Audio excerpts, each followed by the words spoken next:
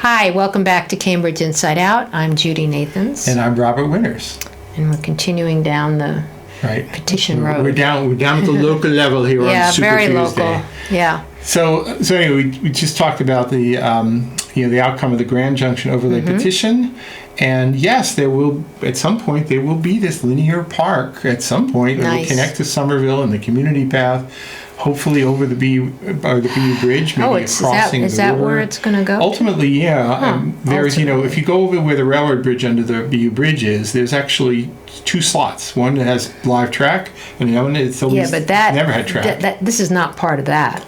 No, but the thing is, ultimately, to make a Grand Junction, that's the railroad people. And then they wanted it to go to West Station in Austin. So all of that is in the works. So the thing is, if they put two tracks on that, then that precludes certain things. But if they keep it as a one track, which I think is really the only possibility for most of that. You're discounting the whole Mass Pike redesign in Starro. But the thing is, to work into that. I know, but the thing is that right now, I've walked over that bridge. Yeah, I know. I go over it all the time. The railroad bridge? No. I've walked over the railroad bridge. Oh. But the thing is, there's tracks on one side, and the other side has never had tracks. So you could throw boardwalk on there. And where does that go to? Where does that connect to? That connects just to the other side of the river, and is part of the whole relocation of the Mass Pike plans. So are there all these people joining in on this? Yes, okay, and there's a perfectly great corridor that can actually make a really direct pedestrian bicycle connection from Alston area directly to places like MIT. But now you're talking about a bike thing. I'm talking about a train that people wanted to connect from West Station to North Station via this. Well, the thing is there's still single track for a train, and the thing is and that's a bike not going lane away. next to it. There are places where that happens. It's called rail with trail. All right. Yeah. Okay. Yeah, I mean, you put up a bit of I'd like to see barrier. design. Yeah. It exists. It exists. And definitely. what about the rowers? This is all above the water. It's above the water. Yeah, but they haven't had. Well, actually, when was the last time trains went over there? At least every day. Really? Yeah, but they're usually just moving rolling stock between. It used to be at least between. But let's put it this way: the construction of it will cut off the river one end of it to the other. You cannot construct this and also have boats going. Yes, you can. Yes, I don't think so. You most certainly can. Oh, I doubt it. Absolutely can. Oh, you've seen bridges being built and not disturbing boat traffic underneath. If you give me a few cartloads of lumber, I'll put them down on that bridge and make the path myself. I'll believe it when I see it. Okay. And I will not get in the way of any rowers. All right, all right, it's fine. Anyway. You can do it overnight. Honestly, it's not that hard to get over the bridge there. Right? It really is. It's easy. It's easy. The hard part is just getting the entire right-of-way available. That was part of the Grand Junction overlay was to make because there's so many different owners of property and state-owned some. Available, just dealing with the BU MIT Bridge. owns a huge section of the and the piece in Cambridge. snafus at the BU Bridge and how that was designed involved 4 entities, and it's still a mess. And I plan my life around when I have to go over that bridge with car. I usually walk, but it's terrible, and it hasn't gotten that much better. So anyway, I'm looking forward to it. No, it's a great idea. Yeah, I remember when we were on the Green Ribbon Open Space Committee some years ago, there was some consensus for actually pushing the Grand Junction overlay. I am still of the strong opinion that I'm the very first person who suggested it. And then everybody said, that's a great idea. We can get people from the fields in East Cambridge to Magazine Beach or whatever. That was 20 years ago, and now things are actually starting to move. And sometimes that's how long it takes. What is not started to move is that bridge or past something in Alewife. What happened to that? You councillors and you that's developers start really thinking has big. Got to make happen. Good things happen. Yeah. Don't do one bridge. I mean, talk about a snafu over there, not being able to travel. And there ought to be another commuter rail station out there as well, in my humble opinion. And then one of the bridges coming over the tracks should be part of a station, actually, that's out there in the vicinity of Alewife. So it's not Porter Square and then over to Belmont. There's an Alewife station in between. That's really what ought to happen. Has that ever been talked about? Many times. In fact, Brian Murphy but I mean, died regionally. 5 years ago. I just want to make note of that on February 5th. I remember talking with Brian at length about exactly how to do this, is to create this bridge at Alewife by basically having a commuter rail station go in there, where the passing over the tracks would be integrated within the station. So they would come right over the tracks. It would be a whole station built right there for that purpose.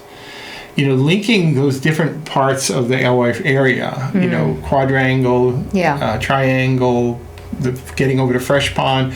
There's been some linkages have happened over the years, but it really needs to be done better. And this wimpiness, political wimpiness about it all, to me, is just not okay. Well, make it happen. Just do it. Well, again, it's not just the city; it's other entities.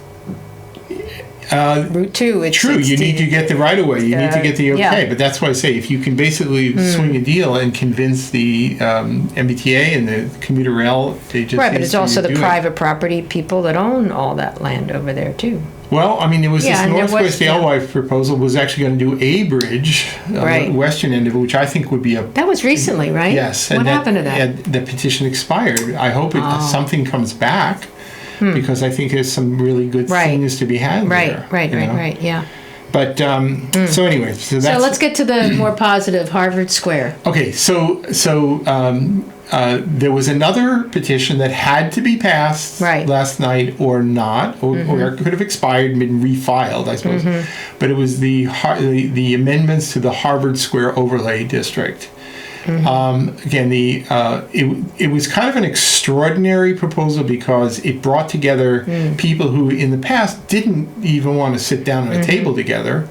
Like Suzanne Villiers with the neighborhood groups and Pebble Gifford, who was sort of the current group kind of succeeds a lot of things Pebble did in the years past. Coupled with the people from the Business Association, John DiGiovanni, and Denise Jolson. And they brought in this rather renowned author of petitions named Mr. Patrick Barrett, who is now 5 for 5 in terms of zoning petitions he's authored, or at least largely authored. It's not like he's the only hand that's contributing these things, but he's become sort of the go-to person for actually cobbling together zoning language that people can live with. And there were a few amendments at the end from Dennis Carlin and others. Did you read through that? I couldn't. I've read some of them, but at this point, to me, it's more like little design things. And I agree with some of what Dennis had to say. I don't. He's respected. I'm no longer enamored of the so-called wedding cake style of building design, where it doesn't seem like it's big. Buildings have to climb out this way here to create this plane. Sometimes it's really better to have, depending on the geometry, to actually have buildings just come up with a street wall, and it looks better. Sometimes it can look awesome, great, and precluding what's the big change? What's going to be allowed that maybe isn't allowed now? I didn't see anything in this that was really stood out. Okay. But there were lots of little changes that I think are going to be consequential. Well, what's the story about not trying to prevent more banks from coming in? What is that? So the thing is that there's always been this concern, and not just in Harvard Square, but in other places, that banks are the stable tenants that property owners like to have, because they'll sign on to a 20-year lease, and they'll cover the costs, and they won't bitch and moan about the rent levels and whatever. And so it's an easy. Property owners want 20-year leases. They like long-term leases, Okay. That's a long one. Well, people like stability. The thing is, especially if you've got investors, you sort of say, we're locked in, we're good. Having, now, that's not all property owners. Some people want to keep their options open. So maybe a 5-year lease. In Central Square, for example, Morris Nagar, who, by the way, has built put in the H Mart, and he's now built the building on Essex Street. But more on that in a bit. But the thing is that he had plans for the Blockbuster site, what we used to call the Blockbuster site at Norfolk Street and Mass Ave. And for years, there was a demolition clause that says, well, if you want to rent from me here, you have to do it with the understanding that I can give you 6 months notice and you got to be out. That's why it was always like a kind of a pop-up so it became place. that out of the Blue Gallery for a long time. So the thing is so there are some times when property owners don't want long-term leases Right. because they've got long-term plans. Right. But if you're going to build the building or redevelop the building in a way, more often than not, the property owner wants to lock in a good solid tenant for a good long while. All right. So maybe with escalator clauses so they're not locked into a low So then rent. why? So you're arguing for banks in a way. No, I'm just saying is that in the absence of other zoning limitations, then that typically is what you would expect to happen. So what does this do? So what they did was they carved out language here, basically limited the amount of street frontages banks could have. Oh, that's right. He's something so about. So you're not precluding banks, but you're basically saying we're not going to. You can't have that much storefront. We're not going to have like an entire half a block here, or just be nothing but bank windows. 80 linear. Maybe. It's actually less, I think. But no, that's what it was. It was big, 70 or 80, and now it's like 20 or 25, something like that. It's a little more, but it's not much. Yeah. One of the nice pieces of public testimony was somebody from I think the Cambridge Savings Bank actually got up and said, "We think this is a great petition." Yeah. So if some of the established banks say, "We think this is okay," but they like have an iconic building right there. I agree. It's my bank. I think some changes from the original. They actually didn't want to have marijuana outlets. But how did that get resolved, though? Because that was a problem. The councilors took it out. They said, no, we want the pot shots either, even if they're just going to be glazed over frosted glass, invisible, you can't see in type windows. And the whole reason that was just part of the petition initially was because we thought that's retail killer. Yeah. And I agreed with that. So I think that shouldn't have been changed. But these guys are pretty hot for pot right now. So that got changed. There were a few other changes here, but the other thing is there's also cultural changes. I think basically there has to be an understanding. You can do so much with zoning, and then you also have to modify the culture. And right now, I think what we're starting to see is the business association people, the property ownership, some of the neighborhood people are actually being far more cooperative and trying to find best outcomes than I've ever seen in Harvard Square. And part of this whole process of this writing and passing the zoning was to get that done. After the vote last night, 9-0 in support of it, it was ordained. I went out for beer with Patrick and John DiGiovanni and Suzanne Villiers and Denise Gilson. We all went out for beer. So these are the people from the neighborhood associations, the business associations, the zoning authors. And Patrick he's really Central Square. He's not Harvard Square. So this is an act of charity, let me tell you, right? So, and I think we're witnessing a bit of a change in culture. In a way, it's a little bit like what I see happening in Central Square with the Business Improvement District, where property owners who just said, look, as long as I get my checks, I'm good, are now actually playing ball, And as I say, zoning is wonderful. You need those zoning so that potential property owners know what you can do and what you should be wary of. And there will be more zoning changes, I will tell you, for Central Square, hopefully some that encourage art spaces because it'll be built into part of the zoning that this is our expectation. Right. How you write that, I'm still very curious about that. But people are trying to write that right now. Well, isn't there what happened to the art overlay? Did that ever get? That was an not idea. A petition. It was an idea. It was just an idea, not a petition. And it doesn't. The rubber hits the road when you actually make a petition. Yeah. Change that. Now, if you didn't have a business improvement district to help shepherd some of these things, to marry the property ownership with the potential tenants, a lot of this doesn't happen. So it's zoning and it's cultural change. And I've been seeing the cultural change happen. I wish we'd see it some more parts of the city happening, But I'm kind of feeling optimistic about this. Where have you seen the cultural change happening? Well, for example, Central Square, I'll give you an example. Okay, so because people complain about all the losses. The Obon Pan left. That is about to be replaced. That's in Central. No, in Central that Square. one. Oh, because it left in. And then it was sitting there. It's been vacant for some time. Yeah. And now there's going to be a place called Daily Table. Oh. I believe it's actually being started by the same people who are affiliated with Trader Joe's. Wait a minute. Where did you hear that? I know Daily Table. It's in Dorchester. Well, it's going to be here too. And there's one in Lynn. Really? Yep. Really. That's interesting because they try to choose places that Well, all right. I'll have to find out more about But that. why is it possible? Because the property owner is a decent human being. Wow. And the property owner was It's a small receptive. daily table, though. That's a small space. That's all right. It's okay. But the thing is that these things can happen when you've got people with the business improvement district and people of goodwill. Property owners of goodwill. And I know you anti-capitalists don't believe that exists, but it exists. Daily table was. So we'll have daily table coming here.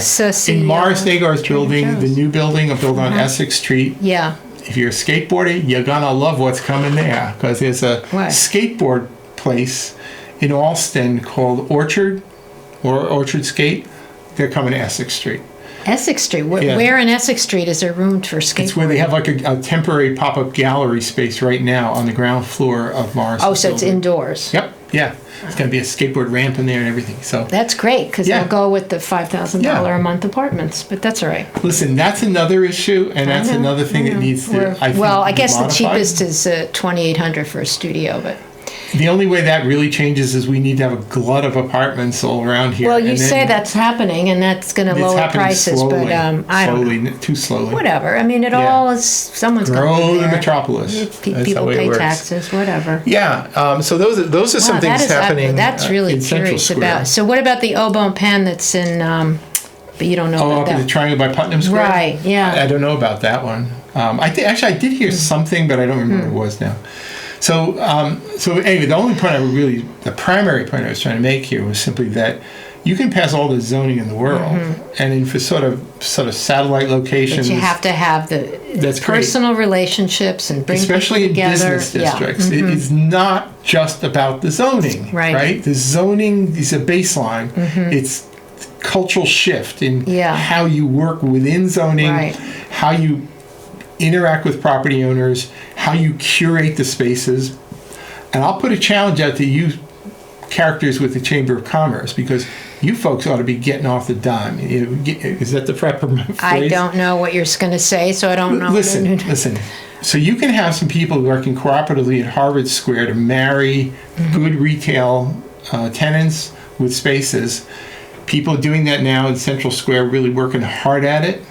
But the thing is, there's lots of other places. I mean, there was a city council order saying, well, what's the latest on this? I thought we were going to get a retail vacancy inventory policy. Whatever happened with that?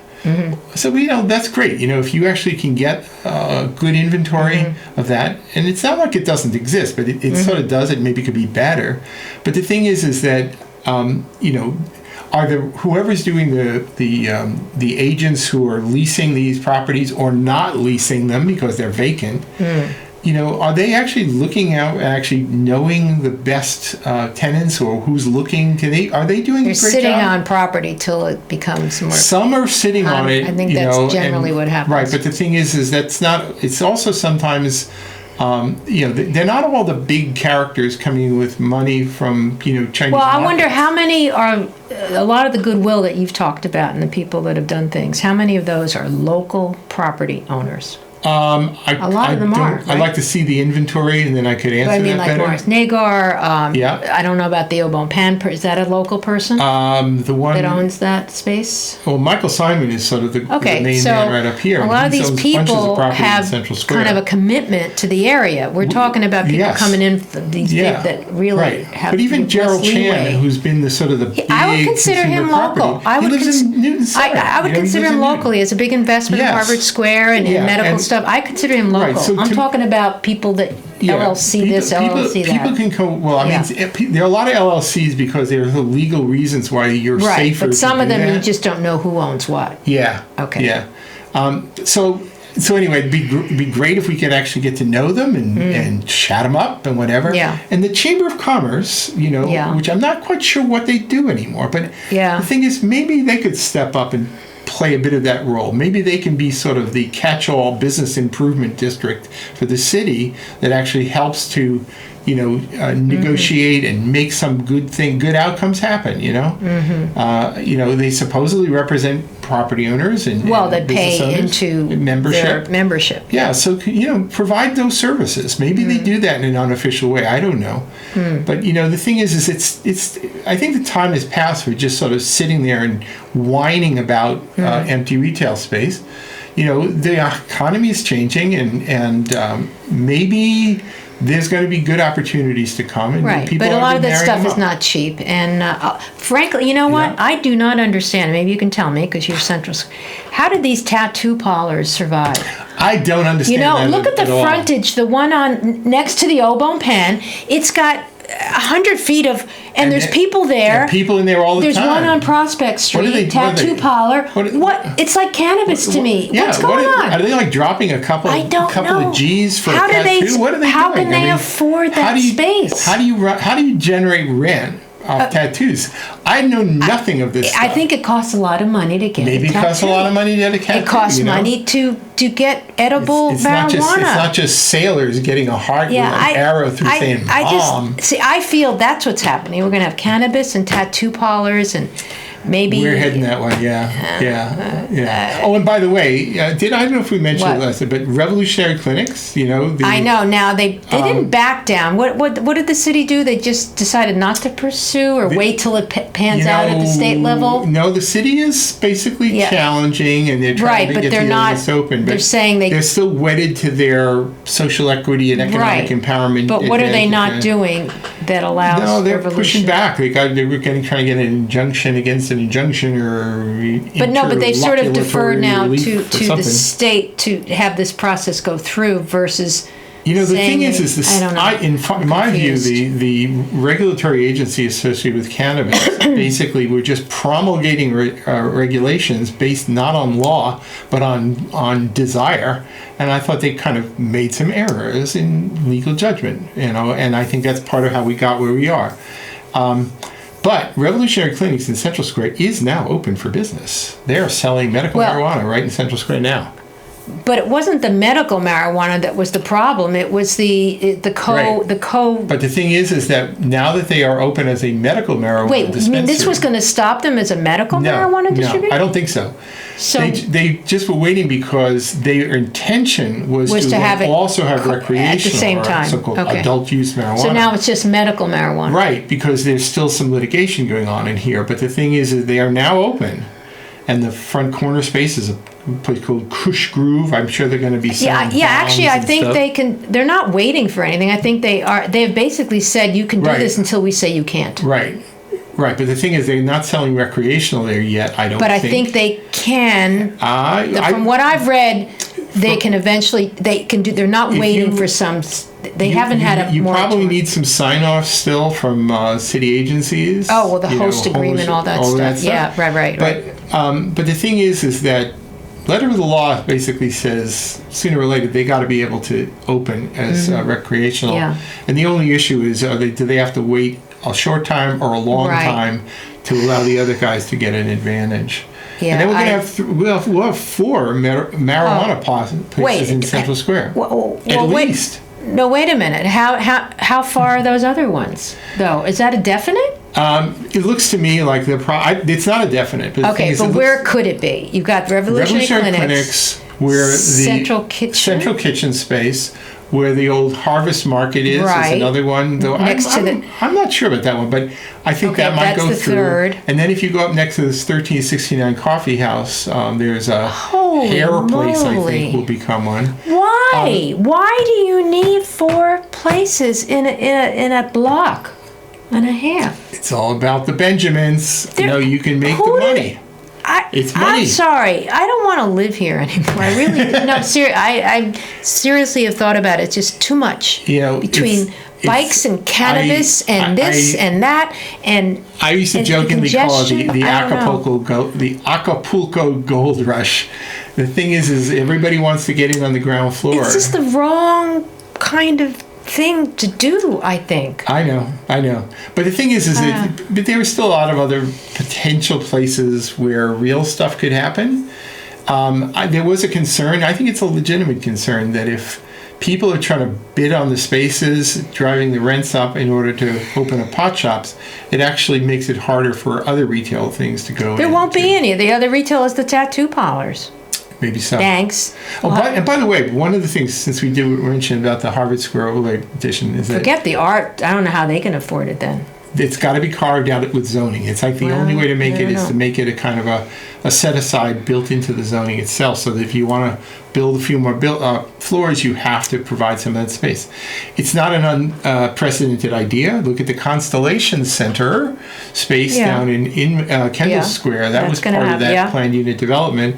And then it sat there for a bazillion years. But now Biomed Realty is actually making it happen. I don't know all the particulars of it, but there's an example where an art space was built right into the allowances. Well, I think it was all negotiation, right? Well, that's what a lot of zoning can be. Okay, quickly. Who owns the space right across from the field on Prospect Street? It's never been really... you know where Work Bar is, and then there's this... Yeah, I'm where CCTV out used on to be. Name, and there was going to be a... There was going to be this and that. It's never happened. And then it just never seems to happen. Great place for a dance or performance studio. I agree. But there is going to be live fighting in the window next door. That's going to be cool.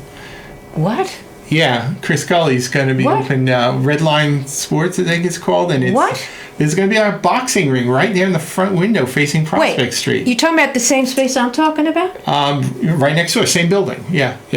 So that's what's going in there instead of a dance. No. That's going in, but then the other space is an even bigger space. Live boxing? Yeah. All right. You'll be able to stand on the sidewalk. That's it. Forget it. Get your tattoo, you can go, get your joint, get your edible, and go live box. Right. That's it. Forget Get yourself wasted. Oh, my God. Dance your way up to Prospect Street. Look in the window. Watch them get into a boxing match. In the half a minute we have left, there's no city council meeting next week. There's League of Cities. They're all going down to Washington. But we'll probably have a show. Hopefully with a guest. Yeah, we're actually looking at some guests. Yeah. Yeah. So anyway. All right. So we're heading in that way. By the way, Cambridge did get its AAA bond rating once again. You can read all about it. Yeah. Yeah. And the Fresh Pond Apartments are being secured. A lot of good stuff happening. We should definitely talk more about that. Yes, that's really important. The big expiring use. Okay. All right. So go vote if you haven't. You have some time. Bye.